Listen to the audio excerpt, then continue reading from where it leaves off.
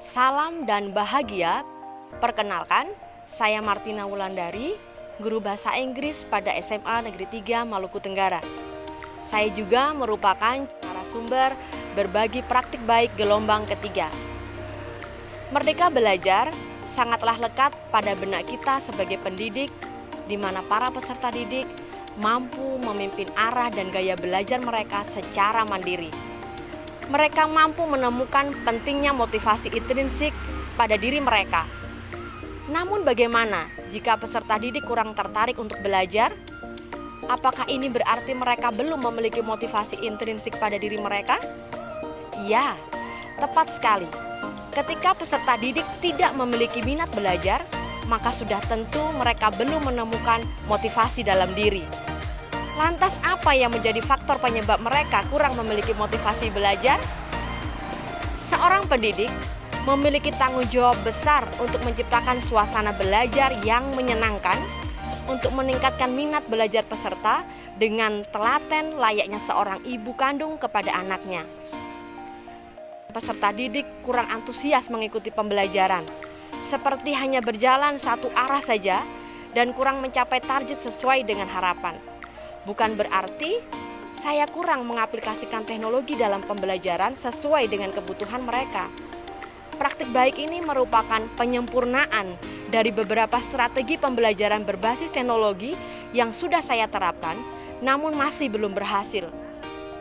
Berangkat dari dua filosofi Ki Hajar Dewantara terkait kodrat zaman dan kodrat bermain, maka saya mencoba menerapkan pembelajaran berdiferensiasi menggunakan game berbasis teknologi untuk meningkatkan minat belajar yang merupakan unsur intrinsik pada materi prosedur teks. Mari kita sama-sama menyaksikan video praktik baik ini. Semoga dapat dijadikan sebagai salah satu alternatif perbaikan pembelajaran yang memerdekakan peserta didik. Selamat menyaksikan.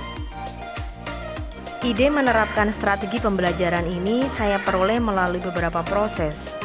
Di antaranya proses umpan balik dari peserta didik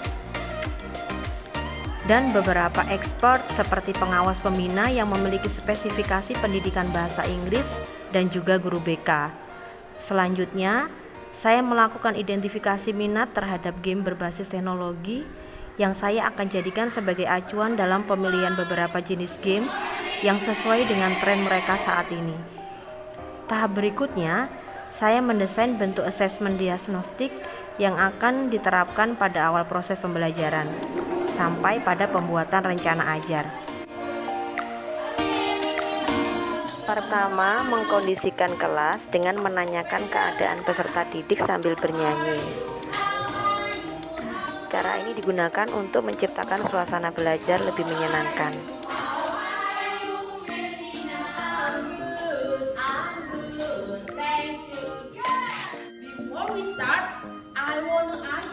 Mengecek kehadiran dan membuat kesepakatan belajar.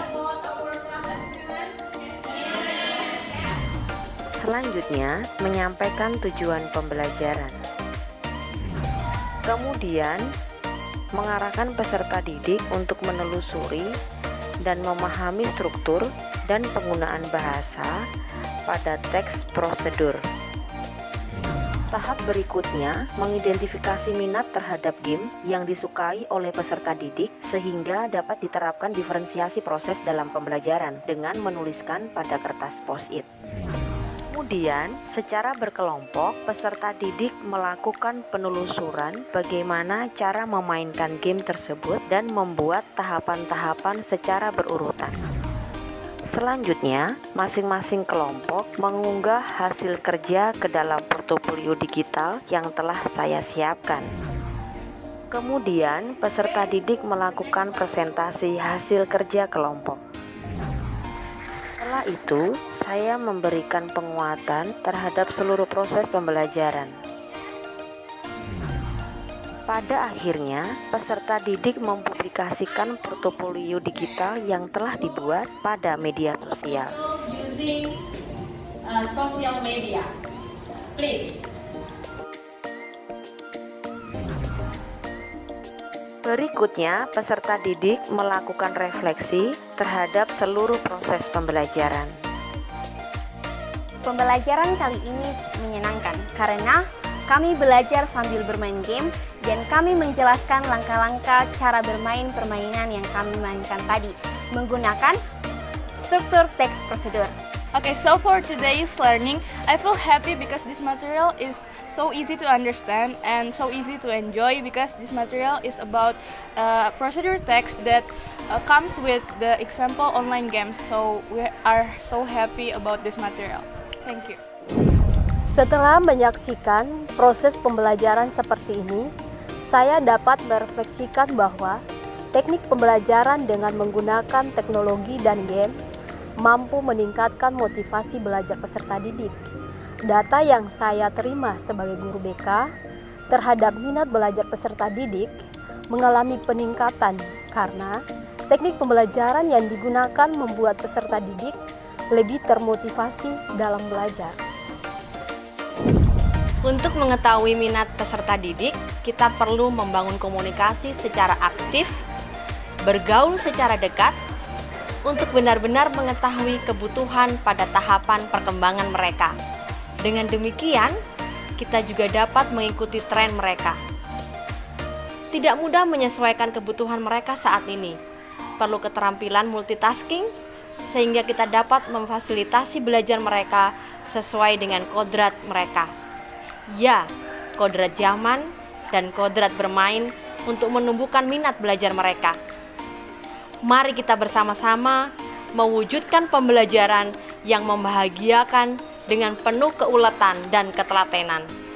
Salam dan bahagia.